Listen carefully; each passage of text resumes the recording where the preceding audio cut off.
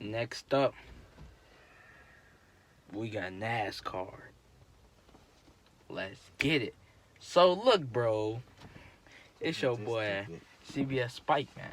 It's your boy CBS Unknown. Before you get into the video, make sure you like, subscribe, and comment, and run this video up. Hopefully, 1K viewers, at least like 500, at least past the hundreds, Share this out to your friends and family. If you want me to react to NASCAR, just run it up, because the other video I told y'all to comment what y'all want me to react to. I think one person did. Yeah, one person did, because they told me to react to this video right here. So if you watching, you know. I saw your comment, and I told you it should be done today. I think I told you it today. So yeah, I'm doing it right now. So hopefully you request some more stuff. So you will see that when you request, I'm gonna do it. But try to request some stuff just shorter. It'd be a bunch of stuff just like 12 minutes. The reason I'm saying that, ain't nothing wrong with it. The reason I'm saying that because it's like we screen recording and you putting a bunch of ads up in the videos and it mess up the video. But we react to 8 things you probably don't know about NASCAR. I don't know too much about NASCAR. I just really know it's a sport.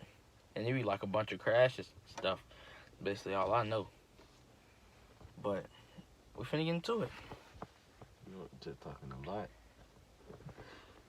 Yeah, she has 12 minutes. Let me start.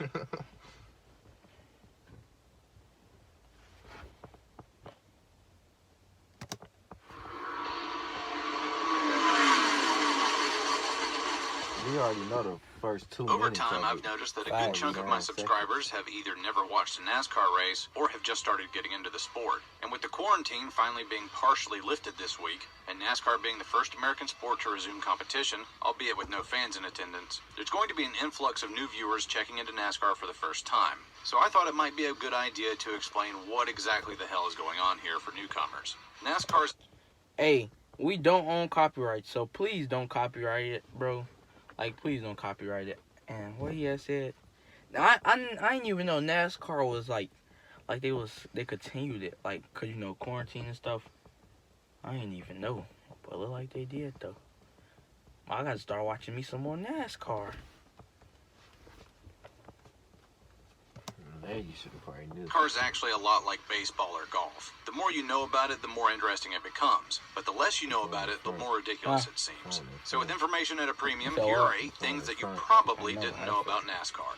First off, NASCAR was started by state and federal criminals. Although NASCAR's founder, Bill France, was never a rum runner himself, NASCAR's early rosters from the late 40s and early 50s were filled with convicts and guys who just never got caught. Before and after Prohibition, intoxicating spirits were banned outright in several states in the Southeast. So enterprising young men throughout the South souped up their hot rods so they could outrun the cops when they were on one of their nightly runs. Eventually, local legends grew, and people wanted to know which of their local bootleggers was the best driver. And so tracks and competitions were organized, and at some point somebody had the bright idea to start selling tickets to these get-togethers, and stock car racing was born.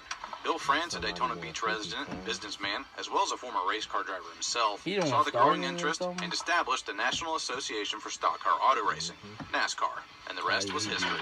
While many NASCAR stars had their fair share of run-ins with the law, there was none more famous than the last American hero himself, Junior Johnson. A 50-time winner in NASCAR's top series, Junior Johnson was arrested by federal revenuers in 1956 when he went to fire up his father's still one night. He spent 1 year in federal prison and was eventually pardoned by President Ronald Reagan many years later, although he had begun the appeal process under the Carter administration. But in true bootlegger fashion, if you ever brought this up to Junior while he was still alive, he'd be quick to remind you that he never got caught behind the wheel while he was making one of his runs. Junior gained a reputation on the track for being a tough-as-nails driver and an innovative mechanic. So innovative, in fact, that he is widely regarded as one of the most cheatingest figures in all of NASCAR. And that gets me to number 2 on this list. Cheating is not only tolerated by NASCAR fans, but is actually celebrated.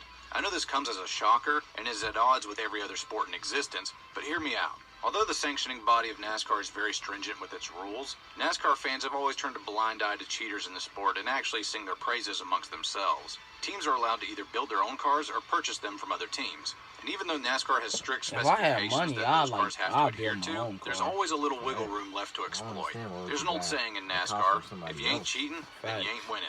Everybody does it, although they're usually bending the rules or just breaking a rule before it's on the books. Junior Johnson was so prolific in the art of rule dodging that he actually had one of his creations put into the NASCAR Hall of Fame.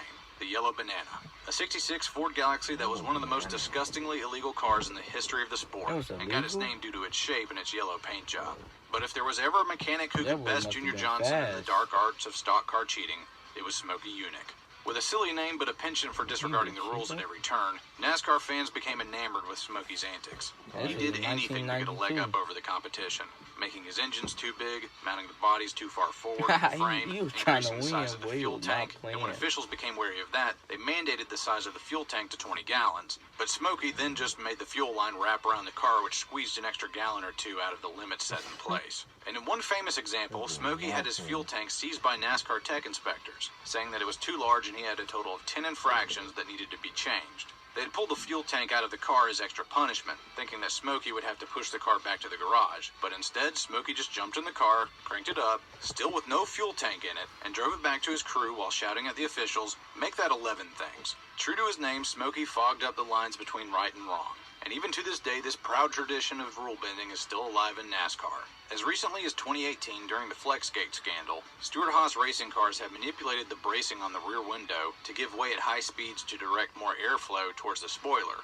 an exploit famously found out by NASCAR Reddit. Being as there was no rule in place to brake at the time, NASCAR let the wins by Stewart-Haas stand, but said that anything of the like found going forward would be dealt with harshly, as teams found out the hard way later.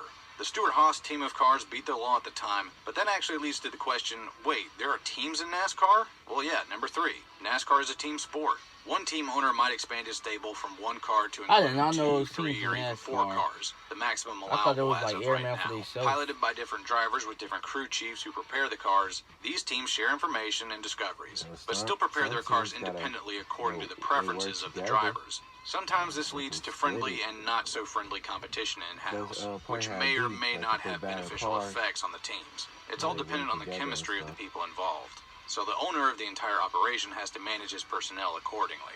Just as important as the team of mechanics are the pit crew members, who service the car during the actual race. These fearless men plucked from the rosters of professional and collegiate athletic programs, braved the chaos of pit road and changed tires and put new fuel in the car, all while making adjustments and repairs as dozens of other cars and teams are all doing the same thing on pit lane. Under ideal conditions, a NASCAR pit crew can change 4 tires, top off fuel, and make adjustments to the car in less than 14 seconds. And yes, sometimes accidents do occur and they get hurt. But thanks to safety regulations and the skill of other drivers out there on pit lane, those incidents are few and far between. The pit crew members are the athletes that make the team the best they can be on race day. But what about the guys behind the wheel piloting the race car itself? That gets us to number 4. Yes, the drivers are athletes. It takes a special type of crazy to hop into a metal coffin wearing a fireproof suit and sling a car around at 200 miles an hour. Ad just gonna pop up too. An ad, bro. Cut it out. Facts. You gotta cut that out. It was just crazy. It's like I'm trying to figure out what would be a good way to do it. Like, what would be a good way to do it? The long videos always have the most ads. Facts. Okay, that's done. 56.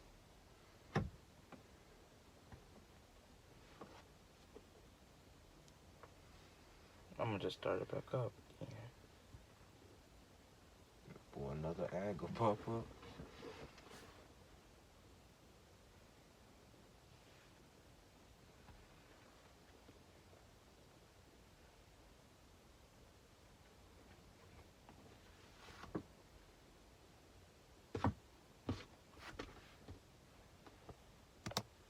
But it also takes an insane amount of physical fitness as well. Temperatures inside the car can reach as high as 140 degrees Fahrenheit. And in this oven, you have to think critically about your next move and have cat-like reflexes, all while communicating to your crew about how your car is holding up via radio. NASCAR legend Bobby Allison used to prepare for these insane conditions by driving around his home in Hueytown, Alabama in his personal car in the middle of the summer with the windows rolled up, with the heat blasting, and while wearing several jackets. Drivers nowadays take trips to the sauna, have a strict fitness regimen, and diet they have to adhere to in order to stay at peak performance. The man we can thank for this breakthrough is Mark Martin, A man often derided as undersized during his early career, the 5'6" Arkansas native took up weightlifting and high-level fitness programs to make up for it, and found out that the workouts actually made him better equipped to handle the demands of NASCAR racing. And soon after that, nearly everyone followed suit. Even in his 50s and still winning races, Mark was still rocking an 8-pack. Wait, Mark Martin was still winning races in his 50s? Yep, that gets us to number 5 on the list. NASCAR drivers can have incredibly long careers. The average successful NASCAR driver will make his first starts in his early 20s, and will retire in his mid to late 40s. Some drivers even go beyond this. In 1992, Harry Gant set the record that still stands today as the oldest driver to ever win a NASCAR race at 52 years old. Mark Martin got close in 2009 at age 50, but no driver has challenged the throne since. And to give you some perspective, if the youngest driver to ever win a race, Joey Logano, who got his first win at the age of 19 in 2009, beat Harry Gant's record, we would have to wait until 2043. Current drivers span all age groups and backgrounds. Joey Logano from Connecticut will turn 30 this year. His teammate Ryan Blaney is 26 and hails from Ohio. And one of the best in the business right now, Kevin Harvick from Bakersfield, California, is 44 and has just signed a multi-year contract extension. Hey, maybe he'll be the one to take handsome Harry Gant's crown. Okay, so we've covered the who, the what, and the why of NASCAR. But as you sit down to watch the race, what should you be keeping your eye on? Yes, there's daring, death-defying moves and beating and banging action happening every so often. But what keeps NASCAR crazies such as myself glued to the TV for the entire duration of the race? Number 6, it's all about strategy. Most NASCAR races are between 400 and 500 miles long. And as you probably guessed, you have to stop for tires and fuel along the way. But when do you do it? Your tires will wear out faster the harder you push them. So do you just take it easy and make up time in the long run? Or do you push it now and end up losing time as the race goes on? You need to make it to the front in order to win, but when and how you do this matters in the grand scheme of things. Helping the driver and the crew work this out and masterminding the whole plan is the crew chief. He oversees the whole operation and decides what adjustments to make to the car according to the driver's inputs over the radio. He also makes suggestions to the driver on how hard to push the envelope. Some drivers like their crew chief to handle the mental heavy lifting. Others prefer to run at their own pace and just let the crew chief worry about adjustments. Either way, pairing the right drivers with the right crew chief is crucial to ending up in victory lane at the end of the day. But there's one other guy in this conversation that we haven't talked about yet, the spotter. That gets us to number 7. Drivers can't actually see that much inside of their cars. Due to safety regulations, drivers are pretty much bolted into their seats and their head movement is very limited. So to help with this, drivers have spotters that communicate with them constantly, telling them where the other cars are out on the track, if there's a wreck up ahead, or what the leader is up to. These crew members, perched high atop the press box, are usually family members of the driver or former drivers themselves, who are handpicked based on their ability to communicate effectively with the driver. On those crazy double-file restarts, the information spotters provide is understandably extremely important. In the early days before radio communications were widely available, lots of fatalities and injuries were caused simply because drivers didn't know what was happening up ahead. And as you probably expected, anytime a car is on the track, it is required by rule that the driver has a spotter up on the spotter stand to give him an extra set of eyes in the sky. Veteran drivers usually only have essential communications with their spotter and crew chief, as they can almost read each other's minds. However, newer drivers typically have a lot more radio traffic, as the spotter kind of doubles as a cheerleader and guide. And here's the coolest part about all this radio chatter. You can actually listen in. Using various apps on NASCAR.com or by renting a scanner at the track itself, you can pick a driver and listen in on all the back and forth action for yourself. And yes, sometimes the teams listen in on each other to see what kind of strategies they're cooking up. So don't be surprised if they start talking in code. But fair warning, these are grown men in a high-stress environment. Sometimes they say things that aren't exactly PG rated. So think twice about having your kids join in. Some tracks, though, are so massive that they require multiple spotters in different locations to help out the driver. And that gets us finally to number 8. NASCAR goes to a lot of very different racetracks, and yes, we even make a few right-hand turns. Every driver in the series has to have a mastery of different disciplines in racing. Whether we're talking about the 2-mile and up super speedways, the half-mile short tracks, or the twisting and turning road courses, by the end of the 36 race schedule, every driver will have been put through a gauntlet of demanding venues. Tracks come in all shapes and sizes, and some of the lower divisions, NASCAR's minor leagues, even race on dirt. These circuits dot the U.S. landscape from major markets like Atlanta and Las Vegas to small towns tucked away in the southeast like Bristol and Martinsville and everywhere in between. There are no away games, so to speak, in NASCAR, but with the vast majority of teams being located in North Carolina, having to pinball across the U.S. is a demanding effort in its own right, as hauler drivers will work around the clock driving a garage on wheels to and from each racetrack during the year. The crews and drivers will fly out to the track a few days before the race. Yeah, I don't spend think you hours can running ride them practice cars on laps the until street. they're I think finally they're happy too with the car fast. and move on to qualifying time trials to set the field, where the Some fastest people driver just starts at the drive in front, different also countries. known as the Yeah. pole position. Well, that about wraps it all up. 8 things you might not have known about NASCAR.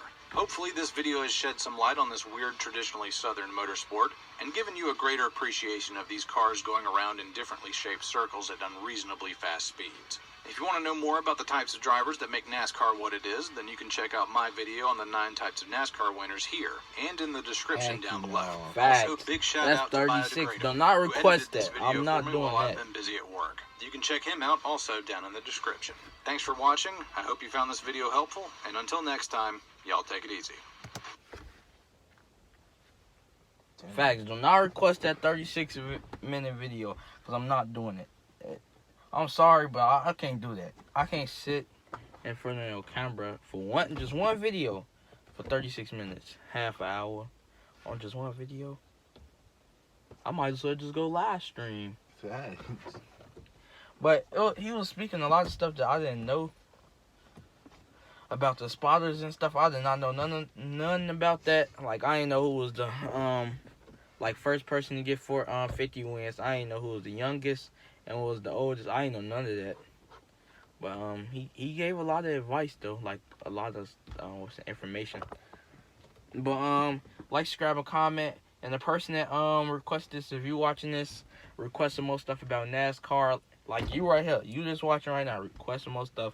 Social media is down below. But if y'all don't catch it, my stuff CBS Spike, all lowercase, no space. You can't say anything 'cause they go try to put stuff that's over an hour. Time to go.